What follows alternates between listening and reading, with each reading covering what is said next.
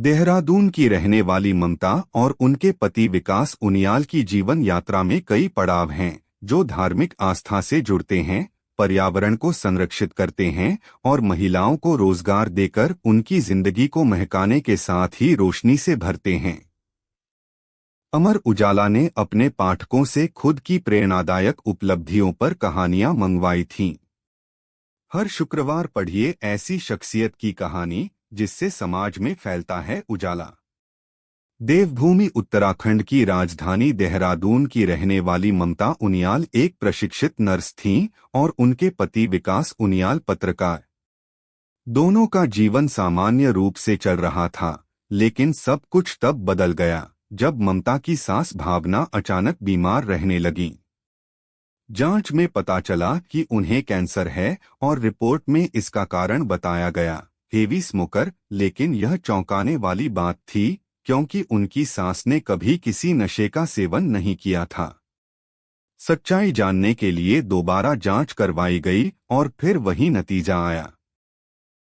Doctor से लंबी बातचीत के बाद एक चौंकाने वाला तथ्य सामने आया कि बेशक उनकी सास भावना किसी नशे का सेवन नहीं करती थीं, लेकिन वह सालों से घर में जल रही हानिकारक रासायनिक अगरबत्तियों का धुआं अपने भीतर ले रही थीं। ममता और उनके पति विकास इस सच को स्वीकार कर ही रहे थे कि उनका ध्यान मंदिर में चढ़ाए गए फूलों पर गया। दोनों ने महसूस किया कि देवभूमि उत्तराखंड अपने आध्यात्मिक महत्व और प्राकृतिक सौंदर्य के लिए प्रसिद्ध है। यहाँ के मंदिरों में हर दिन श्रद्धालु श्रद्धा और भक्ति के साथ फूलों का अर्पण करते हैं।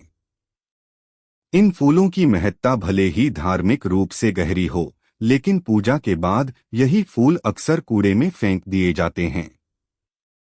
भक्तों की इसी श्रद्धा को कूड़ा बनता देख दोनों के मन में विचार आया कि क्यों न इन फूलों से प्राकृतिक अगरबत्तियां बनाई जाएं।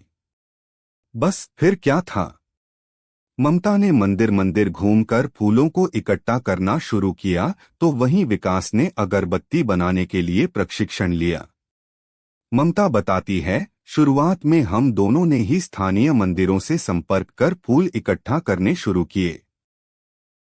फिर इन फूलों को छोड़कर, साफ करके और प्राकृतिक सुगंधों के साथ मिलाकर ऑर्गेनिक अगरबत्तियां तैयार कीं।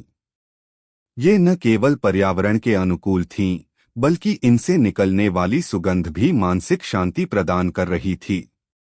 विकास ने फूलों से अगरबत्ती के अलावा धूप स्टिक और अन्य उत्पाद बनाने की शुरुआत भी की। विकास ने देहरादून नगर निगम और उत्तराखंड खादी एवं ग्रामोद्योग बोर्ड (KVIB) के सहयोग से 400 से 500 किलो फूलों का प्रतिदिन उपयोग कर 7,000 से 9,000 धूप स्टिक तैयार की। ममता और विकास ने अपनी इस पहल को नाम दिया भावना, जो कि उनकी मां के नाम से प्रेरित है। ममता कहती हैं, इस यात्रा में मुझे उत्तराखंड के हर कोने से फूल मिले।